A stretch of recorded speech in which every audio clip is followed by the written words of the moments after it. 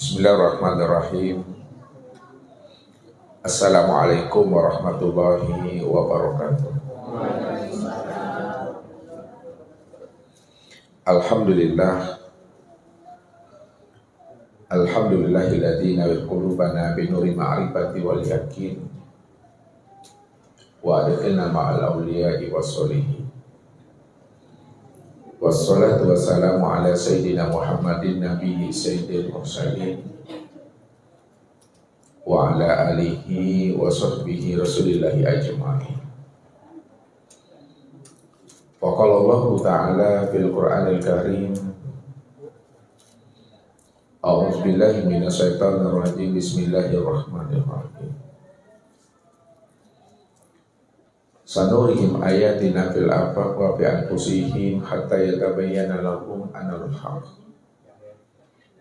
Wa bil abdi ayatul lil mukminin wa bi anfusikum afala tubsirun. Awalam yatafakkaru fi anfusikum. Sadaqallahul azim. Bapak Ibu, saudara-saudara dan anak-anak kami jamaah tauhid yang dirahmati Allah. Sebagai seorang arifin atau arif billah, di mana ia telah sempurna menyaksikan Allah pada diri sendiri. Ini disebabkan bahwa dirinya itu dengan Tuhannya tidak pernah berpisah cerai, tidak pernah berjarak antara dirinya dengan Tuhannya. Karena dirinya dengan Tuhannya itu betul-betul telah ahad, atau disebut namanya muwahhid atau tunggal. Kapan dirinya itu ahad, dirinya itu tunggal atau muwahhid dengan Tuhannya? Pada sejak mula jadinya diri kita ini, Bapak Ibu, diri kita itu telah bersama Allah ahad dan tunggal. Karena memang Allah sebenar-benarnya yang wujud semata-mata, yang ada pada segala yang wujud dalam bentuk rupa yang berbeda. Makanya seorang yang arif billah atau seorang arifin, disitulah dia bisa menyaksikan kesempurnaan untuk memandang Allah itu pada dirinya. Karena memang dirinya itu tidak lagi ada jarak dan hijab dengan Tuhannya. Inilah sebenarnya yang mesti kita pahami sebelum habisnya usia umur kita ini, meninggalkan namanya alam dunia dan syahadat.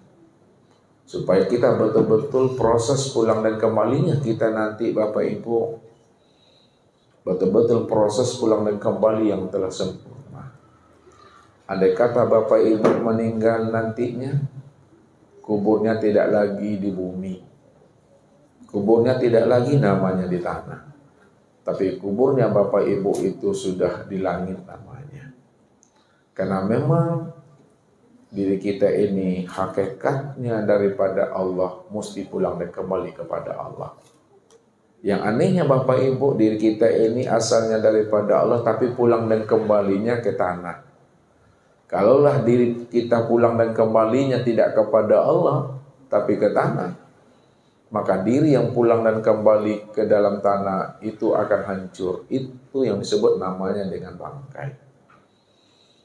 Maka pahamilah Bapak Ibu akan rahasia sejati diri kita ini, supaya kita betul-betul mampu memulangkan akan rahasia diri kita ini kembali kepada asalnya. Karena Nabi katakan kullu syai'in yarji'u ila asalihi. Tiap-tiap sesuatu itu kembalikan kepada asalnya. Kalau asal kita memang datangnya daripada Allah, maka wajib kembalinya kepada Allah. Inilah yang selamat itu sebenarnya. Makanya sebagai seorang yang arif billah atau seorang arifin, disitulah dia mengenal siapa dirinya dan siapa Tuhannya. Dua nama tapi satu diri. Apa kata Allah Bapak Ibu? Di dalam sebuah hadis qudsi, kuntu kanzan mahfiyat wa ahbabtu an u'rafa wa khalaqtul khalqa li'arifani. Aku ini adalah perbendaharaan yang tersembunyi, kata Allah. Aku ingin dikenal. Karena aku ingin dikenal, wa khalaqtul khalqa li'arifani. Maka aku tajalikan diriku. Maka tajalli diriku itu berupa nur. Nur itulah aku namai dengan Muhammad. Maka disitulah Muhammad itu mesti mampu mengenal akan aku, bahwa akulah sebenarnya yang terwujud nyata pada dirinya. Kalau Allah telah menamai dirinya dengan Muhammad, dan Muhammad itu tiada lain adalah nyatanya akan dirinya, maka disitulah letaknya awal mula jadinya diri kita Bapak Ibu tidak pernah berpisah cerai dengan diri Tuhan. Karena diri kita ini sebenarnya adalah ainullah. Diri kita ini sebenarnya adalah nyatanya diri Tuhan. Makanya diri kita ini disebut dengan insan. Nah, siapa insan itu sebenarnya? Insan itu dikatakan Allah, al-insanu sirri wa ana sirrahu. Insan itu adalah rahasiaku dan akulah yang menjadi rahasia insan itu. Siapa yang kenal akan rahasia dirinya, pasti dia mengenal akan aku. Karena akulah sebenarnya yang insan itu. Makanya ketika kita telah mengenal yang insan itu bukanlah diri kita, yang insan itu adalah nyatanya zat, sifat, asma dan af'alnya Tuhan, maka ketika itulah Bapak Ibu mestinya telah mampu menyaksikan akan kezohiran dan kewujudan Allah itu sempurna pada diri sendiri. Kalau kita tidak mampu menyaksikan akan kesempurnaan Allah pada diri sendiri, itu disebabkan sebenarnya karena kita tidak mau keluar dari diri kita sendiri. Bukankah Allah mengatakan kepada kita Bapak Ibu, bila engkau adalah engkau, maka engkau tak kenal aku. Namun bila engkau bukanlah engkau, maka engkau pasti kenal akan aku. Maksudnya apa? Bila engkau adalah engkau, maka engkau tak kenal aku. Bila engkau merasa diri engkau yang wujud, diri engkau yang merasa melihat, mendengar, diri engkau yang merasa berkata, mengetahui, berkuasa dan berkehendak serta hidup, maka ketika itulah engkau tidak akan pernah mengenal akan aku.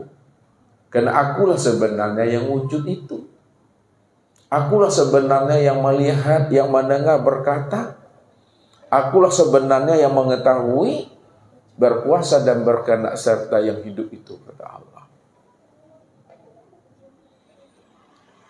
Namun apabila engkau bukanlah engkau, maka disitulah engkau mengenal akan diriku.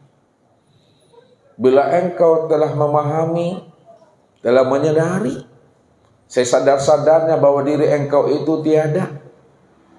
Diri engkau itu tiada melihat, tiada mendengar, tiada berkata, tiada mengetahui, berkuasa, berkehendak dan hidup. Maka ketika itulah engkau bisa mengenal dan menyaksikan akan diriku. Akulah sebenarnya yang wujud, yang melihat, mendengar, berkata, mengetahui, berkuasa, berkehendak dan hidup itu, kata Allah. Yang kedua, apa sebabnya kita juga tidak mampu mengenal dan menyaksikan Allah? Sedangkan Allah itu dirinya maha nyata, maha terang dan maha jelas. Kalau Allah dirinya itu adalah maha nyata, terang dan jelas, maka tidak ada sesuatu apapun yang mampu mendindingi atau menghijab atau menghalangi akan kewujudan diri Allah. Karena selain Allah, hakikatnya tidak ada.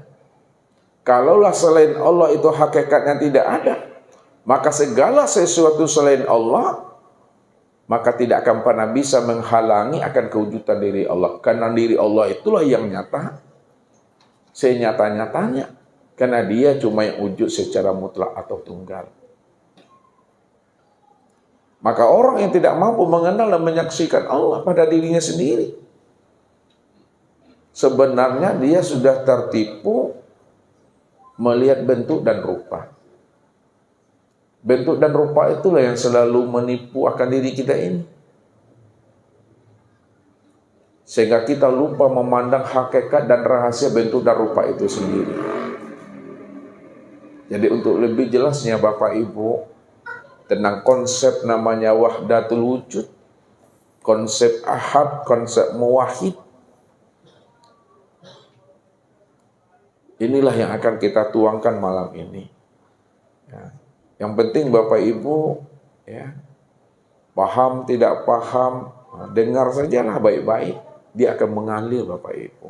Karena ini adalah makom yang tertinggi. Nah, di mana letaknya makom wahdatul wujud itu adalah makom yang tertinggi. Disinilah para ulama-ulama kasab itu, darahnya itu dihalalkan, lehernya itu dipenggal dan dipancung, seperti Syekh Siti Jenar, seperti Abu Mansur Al-Halaj, dan lain sebagainya. Karena dirinya itu telah muwahhid, dirinya itu telah ahad, dirinya telah tunggal bersama Allah.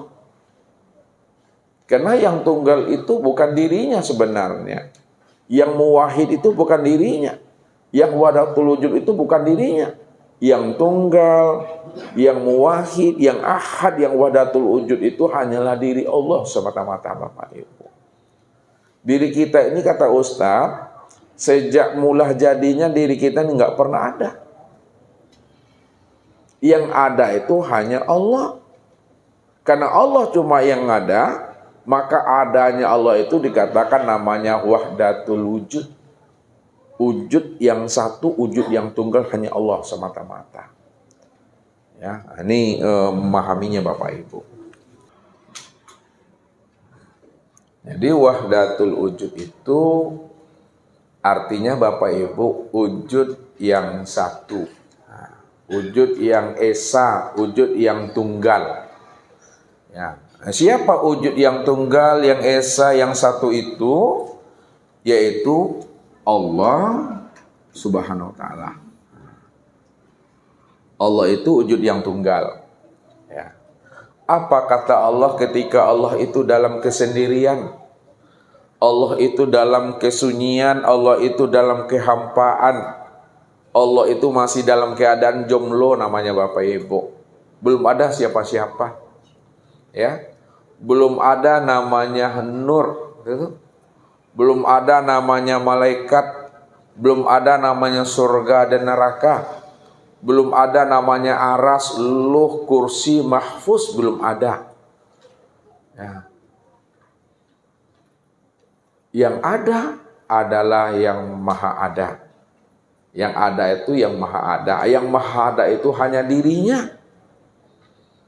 Kata-kata dirinya juga belum ada.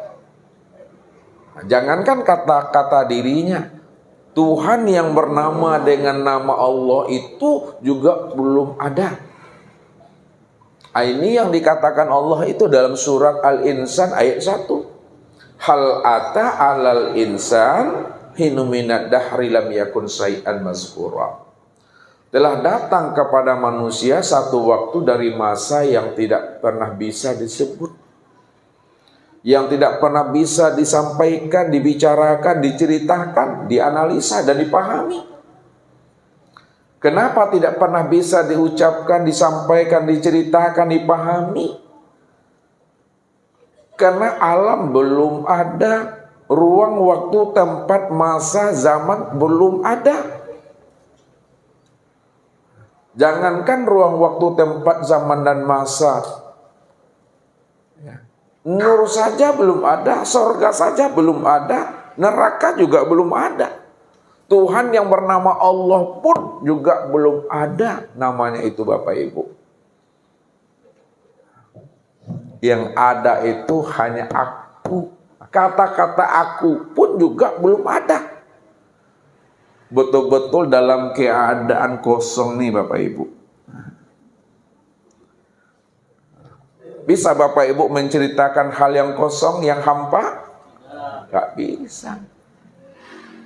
Ini makom yang tertinggi, makom belum ada segala yang ada ini. Itu makom yang tertinggi, makom kekosongan namanya. Di dalam makom kekosongan, di dalam makom kehampaan, ya kekosongan dan kehampaan itu yang aku. Maka ketika itulah Tuhan itu menjelaskan tentang dirinya. Apa kata Tuhan terhadap dirinya? Kuntu kanzan mahfiyan. Aku ini adalah perbendaharaan yang tersembunyi. Wa ahbabtu an u'roba wa khalaqtul khalqa liya'rifani. Aku ini ingin dikenal. Karena aku ini ingin dikenal, maka aku mentajalikan diriku. Tajali diriku itu aku namai dengan namanya Muhammad. Supaya Muhammad itu dia mengenal akan aku, bahwa sesungguhnya aku inilah yang wujud pada dirinya. Kalaulah Muhammad itu mesti mengenal akan Allah, Allah itu yang wujud pada dirinya, maka disitulah sejak mula adanya Muhammad itu tidak pernah berpisah cerai dengan Tuhan. Tak pernah berpisah cerai dengan Tuhannya. Disitulah letaknya dia itu tunggal. Dia itu telah muwahhid, dia itu ahad bersama Tuhannya itu. Kalaulah dia itu ahad, muwahhid, tunggal dengan Allah, lalu siapa Muhammad, siapa Allah itu sebenarnya? Bahwa Allah dan Muhammad dengan Allah itu esa. Esa itu tunggal itu ya dirinya semata-mata. Jadi nggak pernah berpisah cerai antara Allah dengan Muhammad, Muhammad dengan Allah. Ketika itu Bapak Ibu, barulah terzahirlah namanya Nur. Terzahir namanya Nur. Siapa nama Nur itu? Nur inilah yang disebut namanya dengan Nur Ilahi.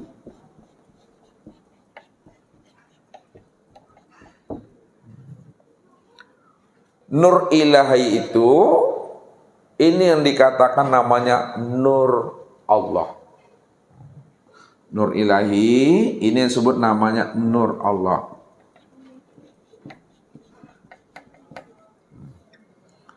Kenapa Nur Allah, Nur Ilahi ini ya, disebut namanya Nur? Karena asalnya daripada diri Tuhan itu sendiri, Bapak Ibu. Nah, dikatakan Nur Ilahi, Nur Allah, karena asalnya daripada diri Tuhan itu sendiri. Maka segala sesuatu yang terbit dari diri Tuhan berupa nur, maka nur itu yang disebut namanya Nur Ilahi atau Nur Allah. Kemudian Nur Ilahi atau Nur Allah itu betul-betul nyata dia Bapak Ibu. Ya. Ketika Nur Ilahi atau Nur Tuhan itu betul-betul nyata, nyata pada sekalian alam, nyata pada sekalian batang tubuh dan ruh, maka ketika itulah namanya Nur Ilahi itu berganti nama dengan Nur Muhammad.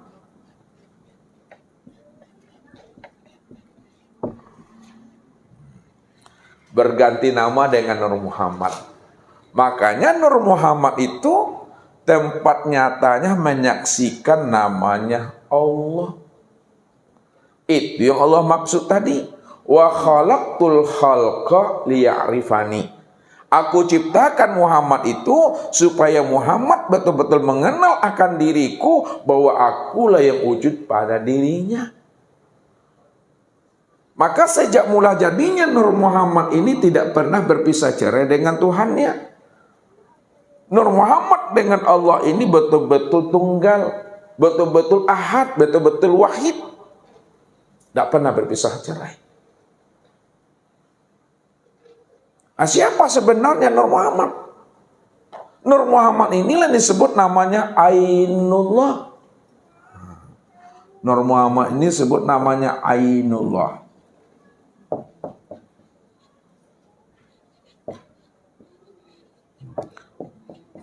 Nyatanya Allah.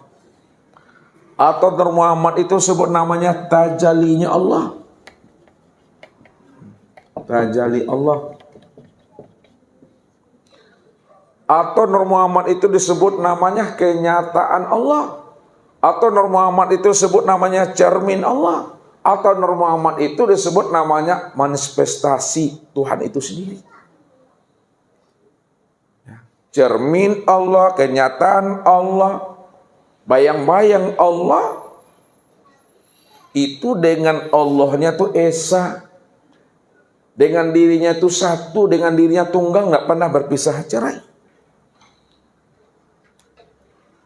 Sekarang yang namanya Nur Muhammad, kenyataan Allah atau tajalli Allah itu, inilah nyata sempurnanya pada diri Bapak Ibu ini. Diri Bapak Ibu ini yang disebut namanya Ainullah. Diri Bapak Ibu ini yang disebut namanya bayang-bayang Allah. Diri Bapak Ibu ini yang disebut namanya cermin Allah. Diri Bapak Ibu ini yang disebut namanya kenyataan Allah. Diri Bapak Ibu ini yang disebut namanya dengan Muhammad. Maka Muhammad dengan Allah tunggal esa, tidak pernah berpisah cerai Bapak Ibu. Itu mesti dipahami. Ini yang diri kita sebenarnya. Karena ini adalah nyatanya kesempurnaan memandang diri Tuhan. Maka kesempurnaan memandang diri Tuhan pada Muhammad itu, ini yang disebut namanya dengan insan.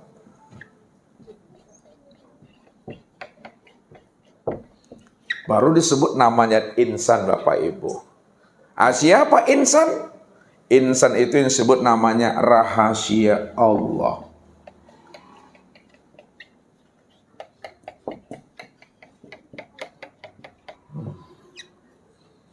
Insan itu disebut namanya dengan rahasia Allah. Kenapa insan dikatakan rahasia Allah? Karena insan itu tempat memandang zat, sifat, asma, dan af'al Allah. Karena insan ini tempat memandang zat, memandang sifat, memandang asma, dan memandang af'al Allah, maka disitulah dirinya disebut sebagai rahasia Allah. Ya, rahasia Allah itu pada insan itu karena nyatanya zat Allah, sifat Allah, asma Allah, dan af'alnya Allah.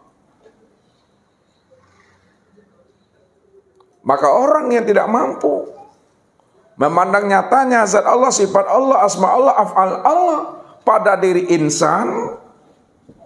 Insan itu diri Bapak Ibu. Karena manusia ini selalu tertipu memandang bentuk dan rupa sebenarnya.